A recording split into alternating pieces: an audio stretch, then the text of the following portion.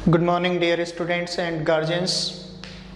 देखिए, आज का हमारा जो सेशन है वो रिलेटेड है उस एक बड़े कन्फ्यूजन के जिसके मोस्ट ऑफ स्टूडेंट्स और जो गार्जियंस होते हैं वो सभी शिकार होते हैं। क्योंकि कई बार हमारा 10th के बाद ही बच्चे को स्ट्रीम जो चूज करनी होती है उससे रिलेटेड उसकी क्या आ जाती है, समस्या आ जाती है कि मुझे बायो लेना चाहिए, मैथमेटिक्स लेना चाहिए, एग्रीकल्चर लेना चाहिए, आर्ट्स लेना चाहिए या कॉमर्स लेना चाहिए। जैसे तैसे करके वहाँ से अगर बच्चा निकल जाता है, पहली बात तो मैं तो ये कहना चाहूँगा कि वहीं से दिशा आपको पता होनी चाहिए, तभी आप रियल अपना जो जेन्युइन आपका गोल है उस तक पहुँच पाओगे। लेकिन फिर भी मान लो आपने 12th क्लास में आप आ गए हो, अभी हमने देखो 10+2 फॉर्मेट डाला हुआ है, लेकिन न्यू एजुकेशन जो पॉलिसी है उसमें इस फॉर्मेट को हटा दिया गया है, उसको 5-3-3-4 कर दिया गया है। तो इस वाले फॉर्मेट की बात कर रहा हूँ और इसके लास्ट ईयर की बात कर रहा हूँ मैं 12th क्लास के। यदि 12th क्लास पास आउट बच्चा हो गए हैं तो उसके सामने ढेरों सारे कन्फ्यूजन होते हैं। मुझे करना क्या है, सबसे पहली बात मुझे करना क्या है। और वही कन्फ्यूजन, उसी कन्फ्यूजन में वो कई बार मोस्ट ऑफ स्टूडेंट्स जो हैं वो अपने किसी टीचर की हेल्प से, किसी अपने गार्जियन की हेल्प से या अपने सविवेक से वो डायरेक्शन सही चले जाते हैं। लेकिन काफ़ी स्टूडेंट ऐसे भी होते हैं जो दिशा भटक जाते हैं और जिसका रीजन होता है बेरोजगारी, जिससे बहुत बड़ी समस्याएं देश में खड़ी हो जाती हैं। तो क्यों न सबसे पहले हमें नॉलेज होना चाहिए कि हमारा गोल क्या है, हम जाना कहाँ चाहते हैं, हम करना क्या चाहते हैं, वो पहले डिसाइड होना चाहिए। तो इस 4G के ज़माने में, आज 4G का 5G भी आने वाला, 4G का जो ज़माना है उसमें मैंने अपना एक फॉर्मूला जो इजाद किया है वो है 4D। देखिए, काफ़ी साल के जो टीचिंग मेरा एक्सपीरियंस है, उसके बाद गार्जियन से मेल मिलाप, बच्चों की जो क्यूरीज है, उनके बाद मैंने डिसाइड किया कि यदि किसी बच्चे के लाइफ में 4D क्लियर है तो उसकी सक्सेस 100% क्लियर है। सक्सेस को उसकी को कोई रोक नहीं सकता, उसकी सक्सेस डेफिनेट है। 4D क्या, सबसे पहले उसके माइंड में अपना ड्रीम होना चाहिए कि मुझे करना क्या है। अब ड्रीम क्लियर कैसे होगा, जब उसको नॉलेज होगा कि इस लाइन में जाने पे ये आपको मिलने वाला है। ड्रीम अगर डिसाइड हो गया तो उसके लिए प्रॉपर डायरेक्शन देने वाला होना चाहिए, उसको डायरेक्ट करना चाहिए कि किस दिशा में जाने से कैसे, कौन सा जो शॉर्टकट है, कौन सा लॉन्ग टर्न है, तो वो सारे डिसाइड होने चाहिए। फिर बच्चे का डिटर्मिनेशन होना चाहिए, वो डिटरमाइन होना चाहिए अपने ड्रीम, अपने गोल, अपने लक्ष्य के लिए। और यदि वो डिटरमाइन है कि मुझे ये पाना है तो उसको उसके प्रति डेडिकेशन भी होना चाहिए, उसके प्रति समर्पण की भाव यदि उसके अंदर है, यदि 4D उसके लाइफ में है तो इस 4G और 4D यदि दोनों उसके लाइफ में हैं। देखिए, टेक्निकल युग है, हालांकि काफ़ी बार कहा गया है कि ये जो डिस्ट्रैक्शन का कारण बनता है, लेकिन नहीं, यदि प्रॉपर यूज किया जाए तो बिल्कुल प्रॉपर तरीके से आपका विकास भी यही करता है। तो इस 4D को यदि आप इस फॉर्मूले पे यदि काम करता है कोई स्टूडेंट, तो निश्चित स्टूडेंट की बात नहीं है, कोई बिजनेसमैन हो सकता है, कोई भी बंदा हो सकता है, यदि इस फॉर्मूले पे वो काम करता है तो उसके जो सिलेक्शन है, उसका जो सक्सेस के जो रेशियो है वो 100% निश्चित है, उसमें कोई दिक्कत नहीं है।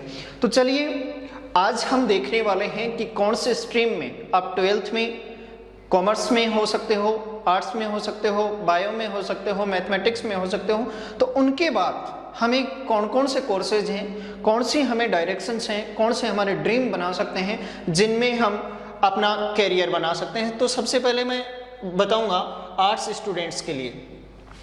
कौन से स्टूडेंट्स? आर्ट्स के जो स्टूडेंट्स हैं उनकी बात कर रहा हूँ।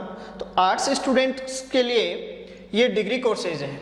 एक बात मैं आपको पहले क्लियर कर देता हूँ कि न्यू एजुकेशन जो पॉलिसी आई है उसमें डिग्री कोर्सेज और डिप्लोमा कोर्सेज उनको थोड़ा सा इजी कर दिया गया है। जैसे बात करता हूँ मैं इस BA कोर्सेज की। BA का एक कोर्स होता है, डिग्री होती है, 3 इयर्स का कोर्स है, जिसको आज गवर्नमेंट ने 2 पार्ट्स में डिवाइड कर दिया है, 3 और 4 ईयर में। लेकिन इसके भी अलग अलग डिपार्टमेंट बना दिए गए हैं। फर्स्ट ईयर में डिप्लोमा, डिग्री, सर्टिफिकेट और डिग्री। तो ये अलग अलग जो फॉर्मेट हैं ये बना दिए गए हैं। फिर भी मैं आपको बताऊंगा कि कौन कौन से कोर्सेज में एक आर्ट्स का स्टूडेंट जा सकता है। फर्स्ट में देखिए मैनेजमेंट, फर्स्ट 3 इयर्स के लिए है। मैनेजमेंट की 2 डिग्री वो कर सकता है, बिजनेस एडमिनिस्ट्रेशन बीबीए और बीबीएम। उसके बाद सेकंड है अपना लॉ, उसके लिए एलएलबी जो 5 इयर्स का कोर्स है। बीए इन सब्जेक्ट में वो कर सकता है, philosophy, economics, geography, English literature, Hindi literature, Sanskrit, मतलब बहुत सारे सब्जेक्ट्स यहाँ पे अवेलेबल हैं जिनमें वो क्या कर सकता है, बीए कर सकता है। उसके बाद में 3 इयर्स का एक हॉस्पिटैलिटी मैनेजमेंट का एक कोर्स उसके पास अवेलेबल है। उसके बाद होटल मैनेजमेंट का कोर्स उसके पास है। उसके बाद टूरिज्म का 3 इयर्स का एक डिग्री उसके पास है। मैं एक बार क्रिएटिव को छोड़ रहा हूँ। उसके बाद 5 इयर्स का उसको आर्किटेक्चर का 12th पास। ये मैथ्स की कोई ज़रूरत नहीं है, मैथ्स उसके, अब मैथ्स आप ये समझ जाओ कि सर मैथमेटिक्स वाला होना चाहिए, नहीं, मैथ्स आर्ट्स में भी एक सब्जेक्ट चलता है। यदि वो सब्जेक्ट उसके साथ रहा हुआ है तो वो ये डिग्री कर सकता है। उसके बाद एयर होस्टेस और उसके बाद टीचिंग कैरियर के लिए आपको करना क्या होगा, टीचिंग के लिए नर्सरी ट्रेनिंग जो होती है उसके लिए 1 ईयर डिग्री है जो 12th क्लास के बाद है। ये 1 ईयर डिग्री है, एनटीटी कोर्स इसको कहा जाता है, एनटीटी।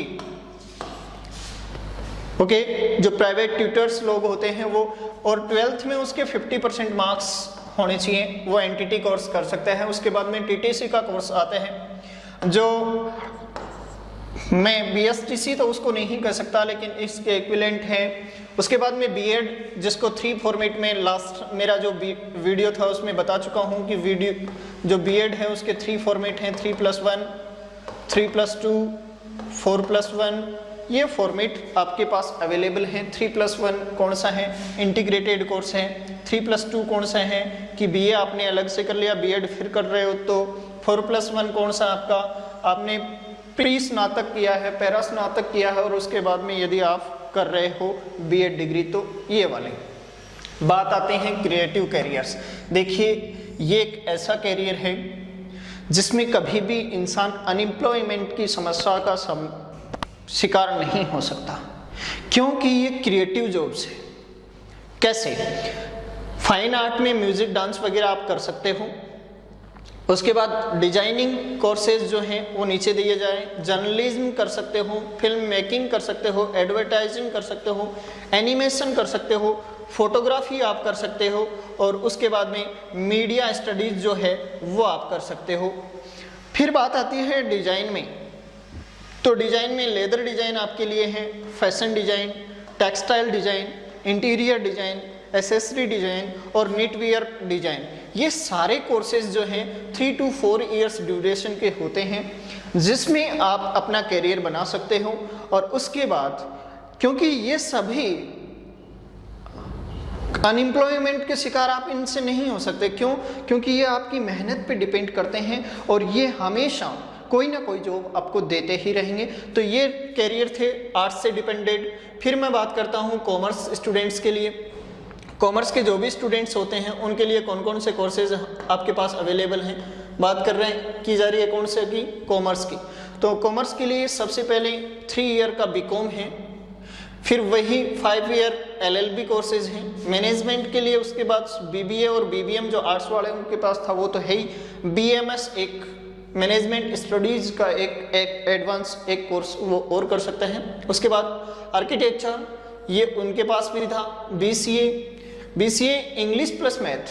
देखिए इस बात को थोड़ा सा ध्यान से देखिए, ये केवल राजस्थान में है, राजस्थान से बाहर यदि आप कर सकते हो, करना चाहो तो इसकी कोई नीड नहीं होगी आपको। उसके बाद क्रिएटिव कैरियर्स बाद में बात करते हैं हम। एयर होस्टेस का जो आर्ट्स वाला कर सकता है ये भी कर सकता है। बीएससी की डिग्री आप कर सकते हो, इकोनॉमिक्स से कर सकते हो, बिजनेस कंप्यूटरिंग एंड इंफॉर्मेशन सिस्टम से आप बीएससी की डिग्री 3 इयर्स की कर सकते हो। उसके बाद में कंपनी सेक्रेटरी की कर सकते हो। बीए के, देखिए आपको एक बात क्लियर कर दूं, बीए एक ऐसी स्ट्रीम है जो साइंस, बायो वाला, मैथ वाला, कॉमर्स वाला और आर्ट्स वाले सभी बीए कर सकते हैं, उसमें कोई दिक्कत नहीं है, सभी बीए कर सकते हैं। English, Hindi, foreign language, social science वगैरह इनसे। उसके बाद में है कॉस्ट अकाउंटेंट का कोर्स कर सकते हैं। उसके बाद में सीए, देखिए कॉमर्स लेने का नाम ही आज क्या समझा जाता है कि सीए की तैयारी करेगा जी।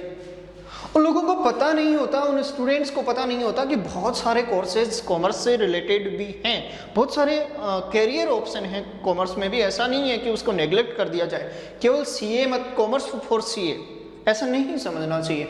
उसके बाद में टीचिंग कैरियर वही सेम सभी में रहेंगे, 1 ईयर 1 to 2 ईयर और 3+1 और 4+1 या 3+2, ये बीएड के फॉर्मेट आपके रहेंगे। उसके बाद में होटल मैनेजमेंट कर सकते हैं, हॉस्पिटलिटी कर सकते हैं और टूरिज्म का डिप्लोमा जो कोई डिग्री है वो आप कर सकते हैं। बात करते हैं हम क्रिएटिव कैरियर्स की। तो देखिए इसमें आप फाइन आर्ट्स, म्यूजिक, डांस वगैरह वो इसमें भी कर सकते हैं। डिजाइन में वही रहेंगे, fashion, accessory, textile, interior, leather, knitwear, वो डिजाइनिंग कोर्स कर सकते हैं। एडवर्टाइजिंग कर सकते हैं, जर्नलिज्म कर सकते हैं, एनिमेशन कर सकते हैं, फिल्म मेकिंग कर सकते हैं, फोटोग्राफी कर सकते हैं और मीडिया स्टडीज में आप अपना करियर बना सकते हैं। और अपने सुनहरे भविष्य के सपने जो आप देख रहे हैं, यदि आपने आज से ही उनका गोल डिसाइड कर लिया, यदि आपने ही आज से ही आपने उसका गोल डिसाइड कर लिया, तो निश्चित ही आपको सफलता मिलनी है। ओके, तो बात करता हूं मैं उसके बाद में जो पीसीबी है, साइंस के जो स्टूडेंट हैं, बायोलॉजी के जो स्टूडेंट हैं, साइंस में भी कौन सी बायोलॉजी के जो स्टूडेंट्स हैं उनके बारे में हम चर्चा करने वाले हैं। पीसीबी, फिजिक्स, केमिस्ट्री, बायोलॉजी, उसके लिए क्या कैरियर ऑप्शन है। अब बायोलॉजी का नाम माइंड में आते ही बहुत सारे एक ही दिमाग में बैठा लेते हैं कि बायोलॉजी वाला या तो डॉक्टर बनेगा या मतलब मेडिकल डिपार्टमेंट से रिलेटेड उसको करियर को मान लेते हैं। ऐसा कुछ नहीं होता है, हर जगह रास्ते खुले होते हैं, केवल जाने वाले की हिम्मत चाहिए, उसका हौसला चाहिए, उसकी जुनून चाहिए, उसका जिद चाहिए। यदि वो उसके पास है तो वो हर जगह जा सकता है। फर्स्ट देखिए डेंटल मतलब बीडीएस, उसके बाद एमबीबीएस, जो कोर्सेज के बारे में आपको नॉलेज है, जिनके बारे में आपको ज्ञान है कि हाँ ये कर सकते हैं, वो सबसे पहले डाले हैं डेंटिस्ट, बीडीएस या एमबीबीएस का कोर्स। वो जैसे ये दोनों ही 5.5 साल के होते हैं, उनके लिए एंट्रेंस एग्जाम्स लगते हैं, उसके बाद उनका सिलेक्शन होता है। बीएससी आप इन सब्जेक्ट्स में कर सकते हो, कोई दिक्कत नहीं है। उसके बाद में वेटनरी कोर्स आप कर सकते हो। उसके बाद में होम्योपैथी का कोर्स कर सकते हो। उसके बाद में आयुर्वेदा का कर सकते हो। उसके बाद में पैरामेडिकल जो कोर्सेज हैं, पैरामेडिकल कोर्सेज में कौन कौन से आ गए, जैसे बी फार्मा है, नर्सिंग कर सकते हो, बीपीटी, फिजियोथेरेपी जो होती है उसमें बीपीटी, फिर लैब टेक्नीशियन, टेक्नोलॉजी के बारे में आप बात कर सकते हो, फिर प्रोस्थेटिक और ऑर्थोटिक्स मतलब ओटी और पीटी के बारे में आप 3.5 ईयर का एक डिग्री है जो कर सकते हो। 4.5 ईयर्स का ऑक्यूपेशनल थेरेपी के बारे में, बोर्ड के बारे में आपका कोर्स है। उसके बाद में 4 ईयर का audiology and speech language pathology के बारे में बीएससी की एक डिग्री होती है जो 4 ईयर में कंप्लीट होती है, ये आप कर सकते हो। उसके बाद में है जनरल मेडिसिन्स, फिर है मैनेजमेंट की वही कोर्सेज जो आर्ट्स वाले कर सकते हैं वो सभी कर सकते हैं, उनमें कोई दिक्कत नहीं है, बीबीए और बीबीएम। फिर बात आती है क्रिएटिव कैरियर्स की, तो क्रिएटिव कैरियर्स में वही कैरियर ऑप्शन आएंगे जो आपने आर्ट्स वालों के लिए पढ़ रखे हैं। सारे कोर्सेज इसमें अवेलेबल रहेंगे, कौन से में, आपके बायोलॉजी वालों के लिए भी। उसके बाद में हॉस्पिटलिटी मैनेजमेंट जो है, इंजीनियरिंग के ऑप्शन भी आप इससे मिल सकते हैं आपको। बायोटेक्नोलॉजी, बायोमेडिकल और एग्रीकल्चर में आपको इंजीनियरिंग ऑप्शन भी, क्योंकि इंजीनियरिंग का नाम लेते ही आपके माइंड में ये सोच आती होगी कि मैथमेटिक्स वाला इंजीनियरिंग कर सकता है, ऐसा कुछ भी नहीं है। देखिए यहाँ भी आ सकते हैं। फिर होटल मैनेजमेंट है, टूरिज्म है और टीचिंग के लिए मैं बार बार बता रहा हूँ कि ये ऑप्शन सभी के लिए हैं। उसके बाद में एलएलबी कोर्सेज हैं और बीए भी सभी के लिए अवेलेबल है, चाहे वो आर्ट्स हो, कॉमर्स हो, मैथमेटिक्स हो या बायो हो, सभी के लिए ये बीए का कोर्स अवेलेबल है। बाद में बात करता हूँ मैं बायो के बाद में मैथमेटिक्स की, कि मैथमेटिक्स में कौन कौन से करियर ऑप्शन आपके पास अवेलेबल रहेंगे जिनमें आप अपना करियर बना सकते हो। तो बने रहिए, देखते रहिए। और सबसे पहले है इंजीनियरिंग जो 4 ईयर डिग्री है। उसके बाद में 3 ईयर आपका 4 ईयर का इंजीनियरिंग हो गया, 3 ईयर का आपका मैनेजमेंट डिग्री जो आपने आर्ट्स में भी देखा था वही डिग्री आप यहाँ पर भी कर सकते हैं। उसके बाद में एलएलबी जो 5 ईयर कोर्स है उसके बाद में बीए का कोर्स जो मैंने ऑलरेडी बता रखा है कि सभी स्टूडेंट इसमें कर सकते हैं। उसके बाद में एक को मैं छोड़ के जा रहा हूँ अभी। उसके बाद में नेशनल जो डिफेंस एकेडमी है, मतलब आर्मी, एयरफोर्स और नेवी, इनके बारे में हम डिटेल में अगले कुछ ही देर में पढ़ने वाले हैं। न्यूटिकल साइंस के बारे में आप 3 इयर्स की डिग्री कर सकते हैं। टेक्निकल एंट्री स्कीम में आप 5 ईयर डिग्री है। क्रिएटिव डिजाइंस जो हैं, क्रिएटिव जो कैरियर्स हैं वो सभी में सेम होते हैं। फोटोग्राफी वगैरह, एनिमेशन डिजाइन में नीट वियर है, टेक्सटाइल है, इंटीरियर है, एसेसरी डिजाइन है, लेदर डिजाइन है, फैशन डिजाइन है। ये कोर्सेज हर किसी स्टूडेंट के लिए अवेलेबल होते हैं, लेकिन इनके बारे में तो हम सोचते ही बहुत कम हैं। उसके बाद में बात आती है, हाँ देखिए, alternate training scheme, ATS shipping job जो होती हैं वो आप इनसे कर सकते हो। उसके बाद में आर्किटेक्चर, BR जो होते हैं वो आप 5 ईयर डिग्री कर सकते हो। BSc की जो डिग्री होती है वो आप कर सकते हो फिजिक्स, केमिस्ट्री और मैथमेटिक्स या कंप्यूटर साइंस में, कंप्यूटर इलेक्ट्रॉनिक्स में। उसके बाद में टूरिज्म की 3 इयर्स की डिग्री आप कर सकते हो। कंप्यूटर एप्लीकेशन एंड जो साइंस है, BCA की डिग्री 3 इयर्स की कर सकते हो। हॉस्पिटैलिटी मैनेजमेंट का कोर्स आप कर सकते हो। होटल मैनेजमेंट कर सकते हो।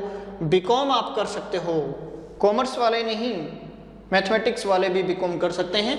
उसके बाद में टीचिंग कैरियर में वही 1 to 1 और 3+1 या 4+1 का कैरियर आप ऑप्शन आपके सामने अवेलेबल रहते हैं। तो देखिए, ये सारे कैरियर ऑप्शंस थे आफ्टर 12th डिग्री कोर्सेज, जिनमें डिग्री करने के बाद में बच्चा 3 ईयर, 4 ईयर, 5 ईयर का टाइम अपना कंज्यूम करके एक डिग्री लेता है और उसके बाद में अपने करियर के बारे में सोचता है, चाहे वो टीचिंग करियर हो, डॉक्टरेट हो, CA हो या डिजाइन क्रिएटिव कोर्सेज हो, LLB हो या अन्य जो भी कोर्सेज हैं, उन सभी में 3 या 4 ईयर या 5 ईयर की जो अपना डिग्री कोर्सेज है उसके बाद में अपनी जॉब के लिए अप्लाई करता है। लेकिन कुछ कोर्सेज ऐसे भी हैं, कुछ कैरियर ऑप्शन ऐसे भी हैं, कुछ जॉब्स ऐसे भी हैं जो आफ्टर 12th 1 to 2 ईयर उसका सिलेक्शन हो सकता है।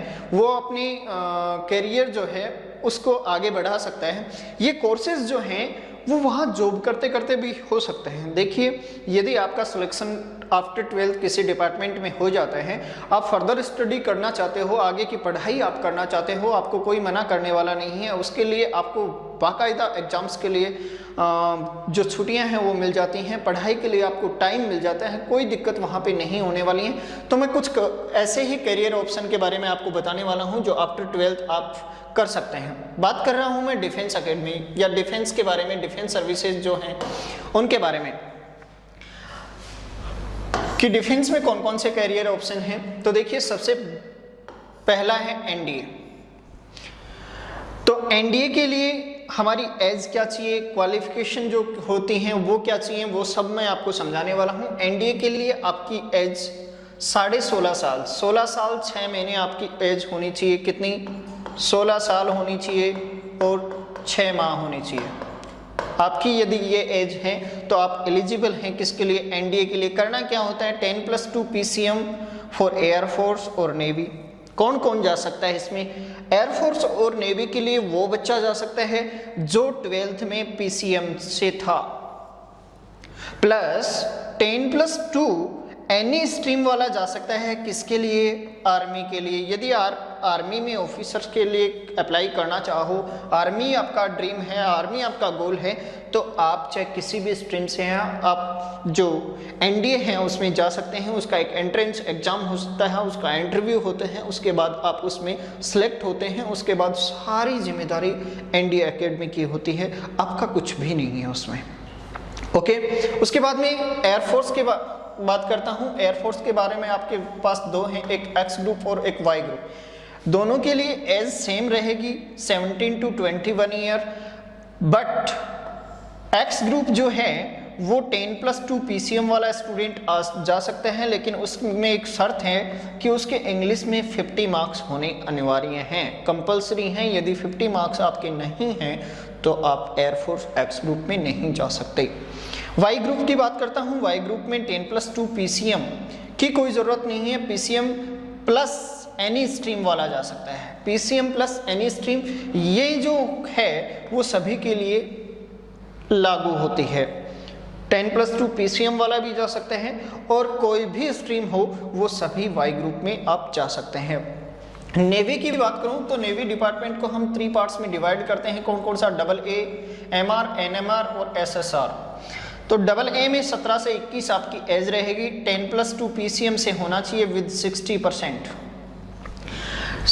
ये NMR और MR जो होती है वो 8th क्लास वाला भी कर सकता है, लेकिन 10th पास लड़के को होना चाहिए। उसके बाद SSR में 10+2 PCM और 60% मार्क्स बच्चे के होने चाहिए। 10+2 में PCM से 60% मार्क्स होने चाहिए। बात करता हूँ GD की, तो देखिए GD जो आर्मी के 3 पार्ट्स हमने डिवाइड कर रखे हैं, टेक्निकल, कलरक या SKT और GD। तो देखिए GD के लिए 10th पास 45% बच्चे के होने चाहिए, बट एग्रीगेट परसेंटेज जो हैं ईच सब्जेक्ट जो है उसमें 33 मार्क्स होने चाहिए।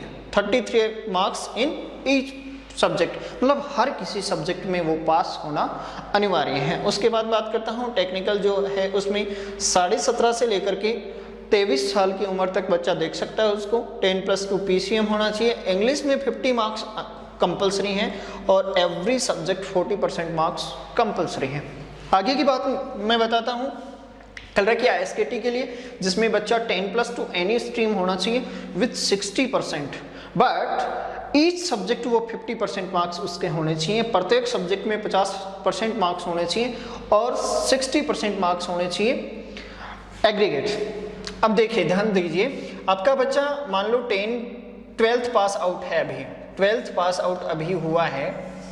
उसके बाद उसको 1 साल की यदि उसको तैयारी करवा दी जाती है, तो यदि उसका परसेंटेज, यदि उसका IQ पावर अच्छा है तो सक्सेस निश्चित है।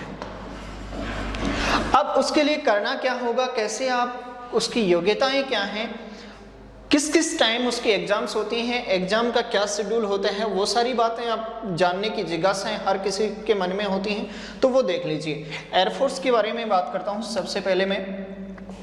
एयरफोर्स ऑल इंडिया लेवल का एक एग्जाम है। लेवल कौन कौन से हैं देख लीजिए। ऑल इंडिया लेवल है, उसमें सब्जेक्ट एंड मार्क्स क्या होते हैं देखिए। एक्स ग्रुप की बात करते हैं सबसे पहले, तो उसमें मैथमेटिक्स आते हैं 25 मार्क्स का, फिजिक्स आते हैं 25 मार्क्स का, इंग्लिश आता है 20 मार्क्स का। देखिए 25, 25, 50 एंड 20, 70 मार्क्स होंगे और आपको 60 मिनट्स मिलेंगे। कितने?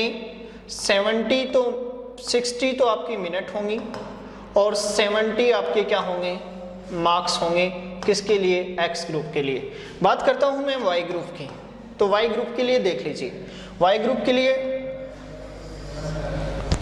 इंग्लिश जो होगी वो 20 मार्क्स की होगी। जनरल अवेयरनेस एंड रीजनिंग जो है वो 30 मार्क्स की होगी।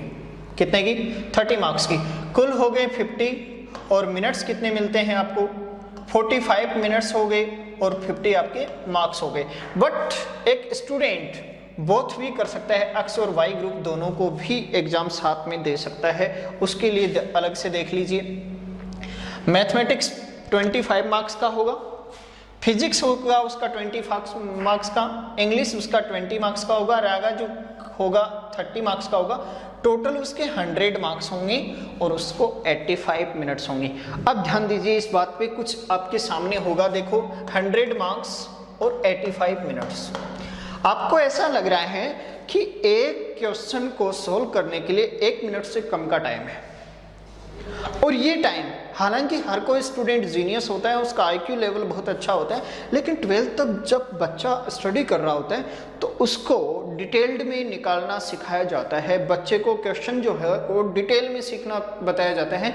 उसको सडन जो अटैक करना होता है, सडन सॉल्यूशन जो है वो नहीं सिखाए जाते हैं, वो नॉलेज उसमें नहीं होता।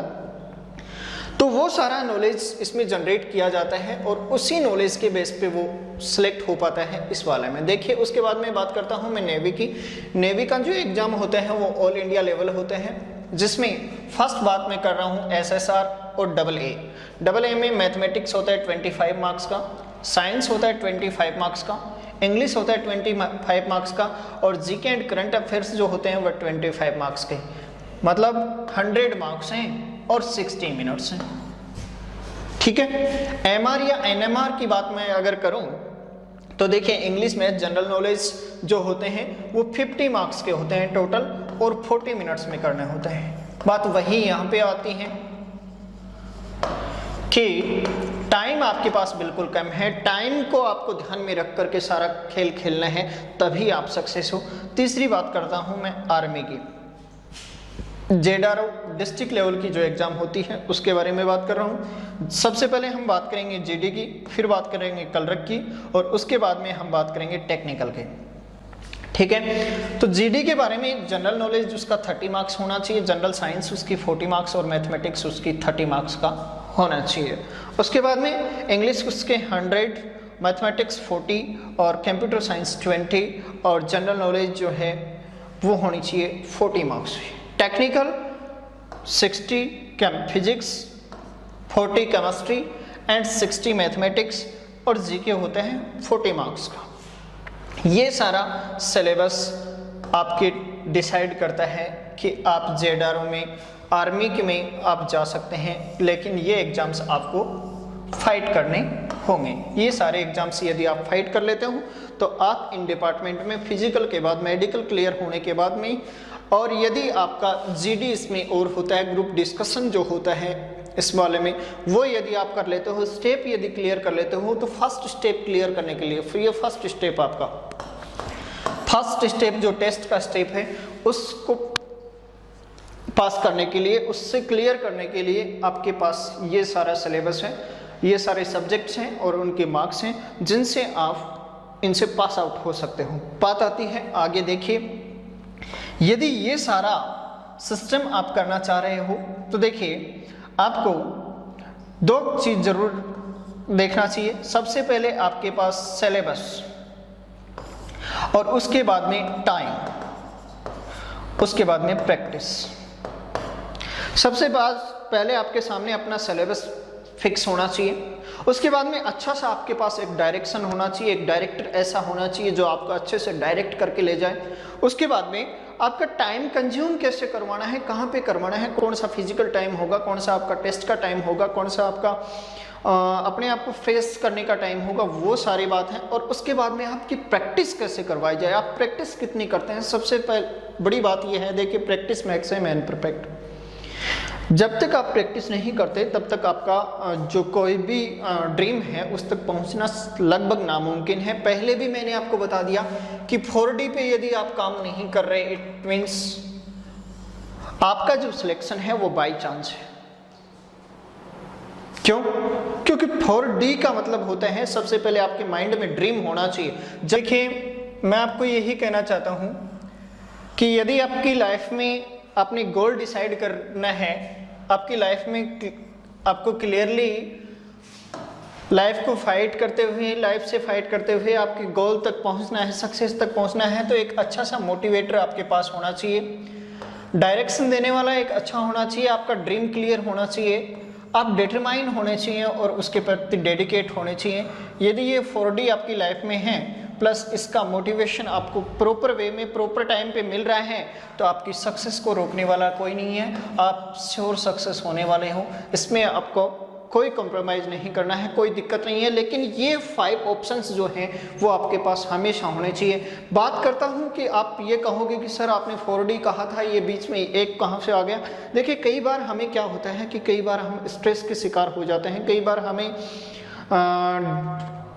जो मोटिवेशन होता है डिमोटिवेट भी हम हो जाते हैं। उस टाइम ये बहुत ही काम आता है, ये मोटिवेटर जो है वो आपको पुश करता है। वही बात है जब आपके सामने गहरी खाई है और उसके बाद पीछे से अगर लाइन आ रहा है तो वो आपका मोटिवेटर है, उस खाई को पार करने वाला मोटिवेटर है।